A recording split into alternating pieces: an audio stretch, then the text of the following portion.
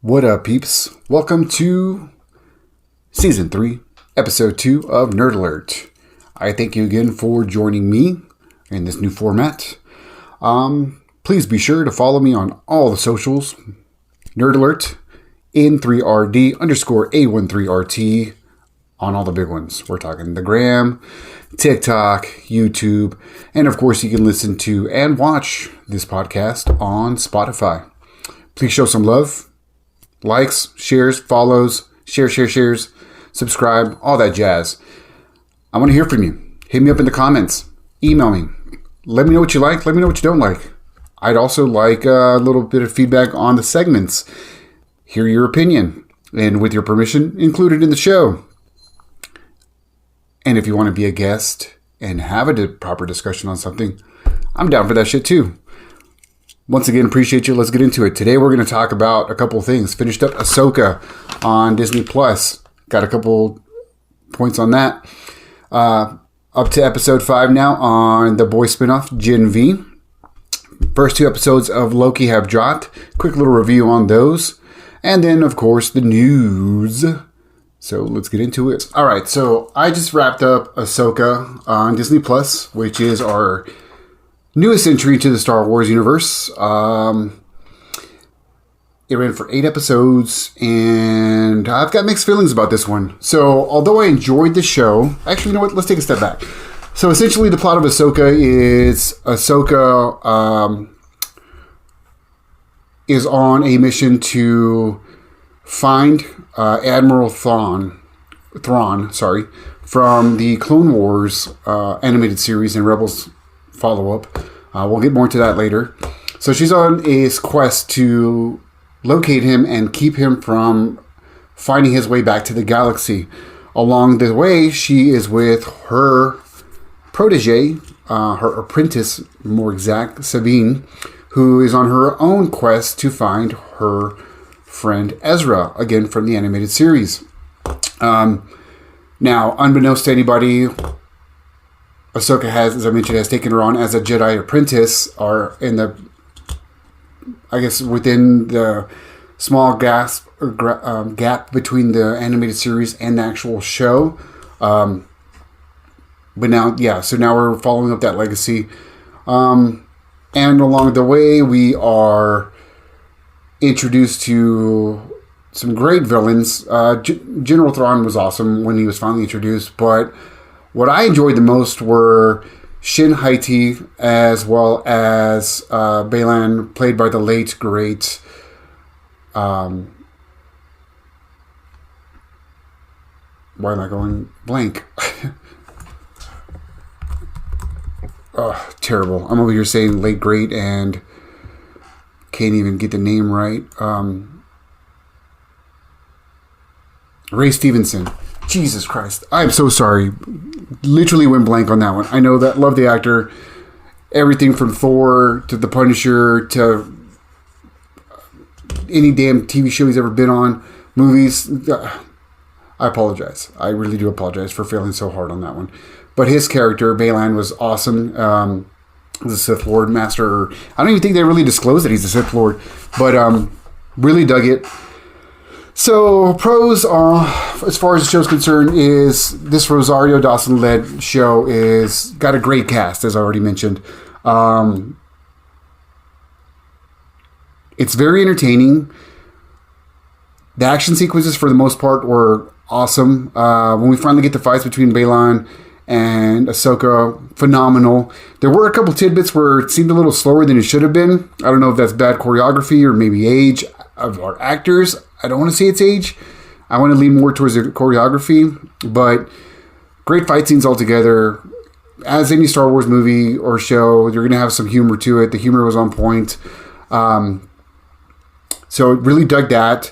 I really dug the journey of Ashoka and Sabine. Again, they start off together, they drift apart, and they come back around, which was really cool. Literally came back full circle. One of the highlights of this show was, of course, the rumored return and appearance of Anakin Skywalker, aka Darth Vader. And his presence on here was awesome. I feel like he got redemption of sorts on the show, filling in the more honorable side and the master that he was to Ahsoka. Really, really dug the aspects that they were showing and bridging, and him guiding her from what felt like she was starting to lean towards the darkness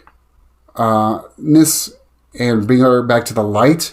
But either way, his cameo within the 2 episodes he was on was fantastic. Loved it. Hoping to see more of it in season 2 or the movie, whichever. And as far as the cons, that's what we're going to go back on. So here's the bad side about this show. You can watch it, but it leaves you with so many question marks if you've never watched Clone Wars or Rebels. I say that because I started Clone Wars and never finished it, fail on my part. And I did enjoy the show, but I have shit ton of questions. I don't know any backstories. I don't know anything. And that kind of kills the real enjoyment of the show, I feel. So what I feel they should have done is easily given us a heads up at the beginning of the show. Please watch. Or some kind of a recap. I think that would have been awesome. There's a lot to take in. Those 2 animated series have multiple seasons to them. Shit ton of episodes, so it's going to be a bit of a commitment to go back and watch. So I feel like that sucked. The show altogether felt like it was a midpoint for 2 things. Again, the backstory of Clone Wars, and then they're setting up either season 2 or, from what I understand, Dave Filion's upcoming movie, which is supposed to, I don't know, either which way. It just feels like it's just there to fill in a gap, but you're still missing these 2 bookends, which is a huge, huge miss for me.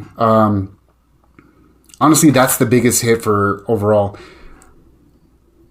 Is it worth watching? I'd say yes, but I definitely would recommend watching the 2 shows prior. Otherwise, you will be kind of just, what the fuck's going on? Yeah. Check it out if you want, but I will warn you, if you don't watch the other 2, you're kind of blah. So I was a big fan and am still a fan of The Boys. So, of course, when Prime announced that they were doing a spinoff, Gen V, of the series, I mean, of course I'm going to jump on board. Now, as I mentioned before on prior reviews of The Boys, I follow the comics. I follow the Gen V comics and what it's based off of. So, yeah, we're 6 episodes into the 8-episode series. Gen V is basically based on the We Gotta Go Now story arc from the Boys comic series.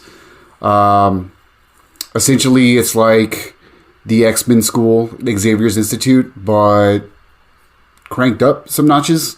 So we've got a group of students, wannabe superheroes that want to eventually graduate and join the big leagues, the 7. So we follow a couple of the main characters. We've got a group of 6. Main character that we're following is Marie Moreau, who's her powers are the manipulation and control of blood. Her origin story is pretty tragic and fucked up. I'm not going to go into details. Check it out yourself, but it's crazy. You also have Patrick Schwarzenegger, son of the legendary Get to the Chopper man himself, as Golden Boy, who is the golden child in the series. He's like he's the go-to, the next Homelander. But yeah, so we're following them through school. The school's there to develop them in every matter of the way, like their powers, marketing the hero, like marketing themselves. So the school works off of a point system and a classification system. The most popular ones are the ones that are going to be the possible graduates and move on to the 7. So we have some inner competition going on there. But as this being The Boys, it's not as cut and clean as it seems. There's some dark secrets going on. There's a lot of shit going on behind the scenes, primarily with some experimentation. I'll go into a little bit of spoiler there. There's an area called The Woods where they go and experiment on some of these students in an attempt to create a serum. That serum, or virus, more like it, is an attempt to be able to actually attack the supers and get past their they're in the world of the boys. Everybody got their powers from the manipulation of genetics through Vought. Same thing here. But this is able to attack their genetics and make them sick, etc. So yeah, we've got some background dark shit going on and some fucked up stuff. But here are my thoughts on the first 6 episodes. This shit's hella entertaining. I love it. It's staying on par with the boys as far as quality. The actors are superb. The story is great. The action's been great. And with it being the boys, you of course are going to have some extreme moments, and the ones that happen on here aren't as crazy as the boys, I think, but they are pretty crazy. I don't know how I'd really point it, because I feel like they happen more often on the boys than they do on Gen V, but there's a couple of cringy shit that not cringy in like painful kind of way that happened on the show. Yeah, for instance, on one scene, there's an attempted rape, and the guy gets exactly what he deserves in the most gruesome way possible. There's also some funny shit and weird shit with puppets. I'm going to let you dive into that. I'm not going to get too far into it, but overall, watch it.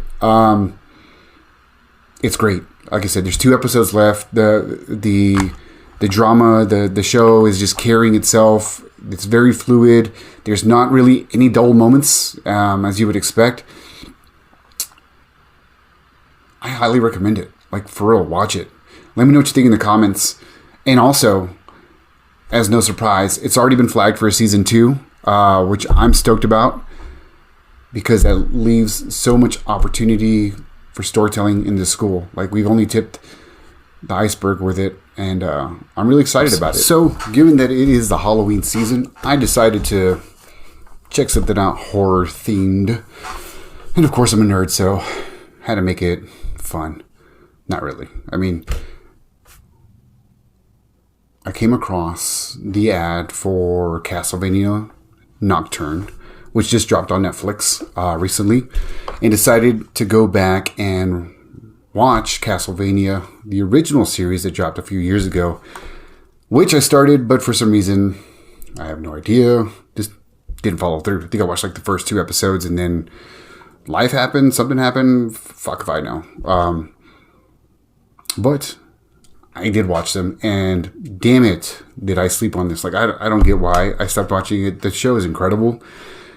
The first one, all right? So it lasted for 4 seasons. It's essentially revolves around our 3 main characters. That's Trevor Belmont, Alucard, who is Dracula's son, Sypha, who is a seeker, some type of magician, wizard, controls ice and fire. And of course, it's based off the Castlevania video game series. In particular, this one pulls off of Curse of Darkness and Symphony of Night. It's great. I mean, it's fucking great. The animations by Powerhouse, and they incorporate a Ninja Scroll, Vampire Hunter D vibe. It's phenomenal. The action scenes are crazy good. Like, the show itself has a great story. And when the action hits, I mean, it really hits. So for the first 2 seasons, we're following the journey of our 3 characters against Dracula and his horde's kingdom. Dracula, at the beginning of the show, has fallen in love with a human. She's kind of changed his ways. He's become more humanized. In turn, she has taken a lot of his knowledge and advanced technology and utilizing that to help the world and save people within the village. So at one point, she's accused of witchcraft, as they did in, those times, and burned at the stake, unfortunately. This drives Dracula crazy, mad, and says, fuck it, I'm going to burn the world down. Starting with this village, and just goes crazy. All kinds of demons, all kinds of vampires, all kinds of evil shit starts coming out. And he's just unstoppable. He wants to see the world burn for what they did to his wife. Our 3 characters, again, are looking to stop him. and save the world. So they do. Spoiler alert. They kill Dracula. Second part of the series, which is the second 2 seasons, follows the journey of these vampire legions and hordes now trying to resurrect Dracula. But within that, there's also turmoil. There's also vampires that are trying to take the reins of Dracula. Like I said, cool shit happens. But the best part about it is the trio. Their bond and their rapport is awesome.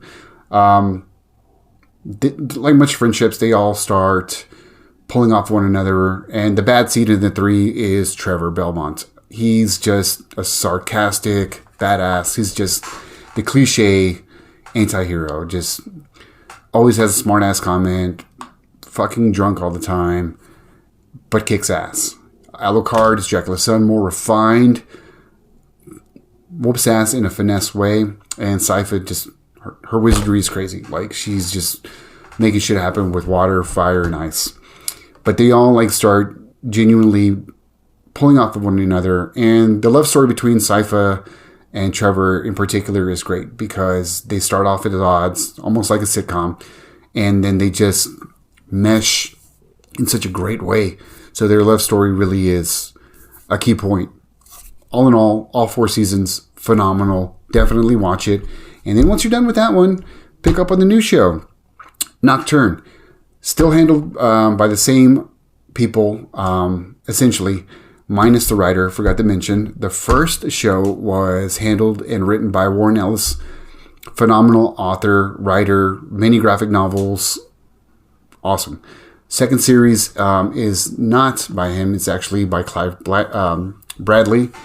And that one picks up years later, during the French Revolution, and it follows Trevor and Sypha's distant relative.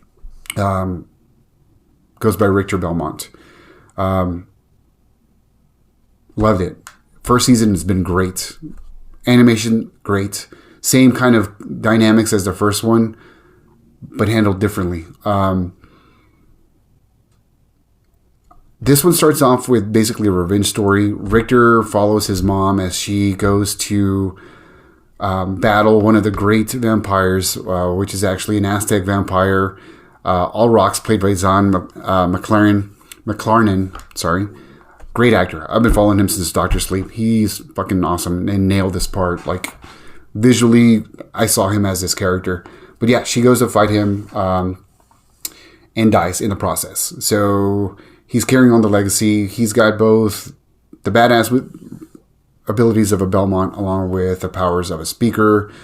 And he's within his own tribe of friends as they're trying to stop the rise of the godlike vampire messiah. Same, like I said, the storyline there is awesome. Action's awesome. The Castlevania series is just nailing it. And kudos, they've been greenlit for season 2 of Nocturne, so definitely a reason to check it out. So if you're looking for something to binge, got a good recommendation for you. So Adult Swim dropped a new tune in the world of Superman, My Adventures with Superman. It's a new retelling of Superman's origin from Clark to the Man of Steel in a really fun and updated way. The animation style is very anime. The story flow, a lot of the visuals, just it screams anime, but in very good ways. I like it. It ran for about 10 episodes. All 10 episodes, hella fun.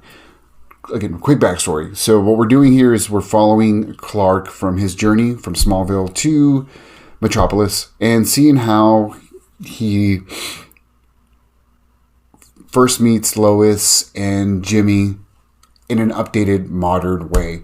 The take on Clark is very Clark, but it feels now. Same thing with Lois and with Jimmy. You also see his progression into turning into Superman. Like literally how he gets his costume, his suit. And along the ways, we are introduced to a series of villains, because of course it's a Superman cartoon, so he's got to have some bad guys. The thorn in his side this time is going to be Amanda Waller and Task Force X. They're not quite the Suicide Squad yet, but we have updated versions of Parasite. Really, really cool. Livewire and Slade Wilson. Slade at this point hasn't become Deathstroke yet, but he's very much Slade. And he's voiced by all people. Chris Parnell, as we know from SNL, Rick and Morty, The Greatness, and Jack Quaid as Clark Kent, and kills it. Like, the voice casting is spectacular on here. It's so much fun. It's so much fun to see them take this character and flip the script on what we're used to, but it still feels like a genuine Clark Superman story. The action sequences are great. But the storyline's awesome. Again, it's his journey, and you've got Task Force X. What I forgot to mention is actually led by, spoiler alert, Sam Lane. So I don't even know why they waited to the very end of the season to reveal it was Sam Lane as Lois's father. You get the clues from the very beginning. I really feel like they should have just said it was him and then kept going with the story on like that side story. But apparently in this storyline, Zod tried to invade Earth around the time that Clark was shipped off. In that event, it was stopped and he was sucked into the Phantom Zone. As we all know, that's where he ends up striving. But during that process, he kills Lois's mom. So for decades now, Sam's had a chip on his shoulder and has been ready for another invasion. So when Superman shows up, the first thing he thinks is, I need to stop this guy. He's the sign of the invasion. So let's stop it before it starts. So yeah, you've got that battle going on. Check it out. It's been greenlit for season 2. I can't wait. There was a handful of cliffhangers that we were left with that I'm really anticipating watching. But it's a fun show. 10 episodes, 20 minutes each. It's a great fast watch. You can binge it in a day. I recommend it. And now for the news. So, not entirely too much stuff to drop on you, given that the SAG-AFTRA strike is still going on, and that's halted production on damn near everything in Hollywood. TV shows, movies, it's a waiting game right now. Hopefully they can resolve it, and we can get back to the flow of things, and get back to movie time, get back to TV time, because, we need it. But so far, one of the big items right now is Deadpool 3, Deadpool Wolverine's Road Trip, has been pushed back from 2024 to 2025. It had barely started production. We've got a couple of tidbits and behind-the-scenes shots of that cool, kick-ass Wolverine costume fighting Deadpool in this freaking plethora of multiverse leftovers, specifically the 20th Century Fox logo. But yeah, it's been stopped and pushed back. I want them to get back to it. I need Ryan and Hugh to get to fighting and drop us all those great goodness that we're anticipating. Now, in lieu of that, it looks like Cap 4, New World Order with Sam Wilson has been pushed forward and is going to take its spot because that's already finished production. It's in post-production. It's a smart move. Like, get that out there. Get us some Marvel. Get us some good Marvel on the big screen. So it looks like that's taking a spot. But to loop back around with DP, unless you've been sleeping in a rock, T Swift is killing the biz right now. Like, she's killing it on the concert scene, made billions on there, has a movie in theaters right now of said tour, making millions right there. She has essentially saved the economy. Let's be real. And she's my number one crush. Like, my love for her, exponential. T Swift, if you're listening to this, love you. You want to be a guest on the show? Come on. We'd love to hear you.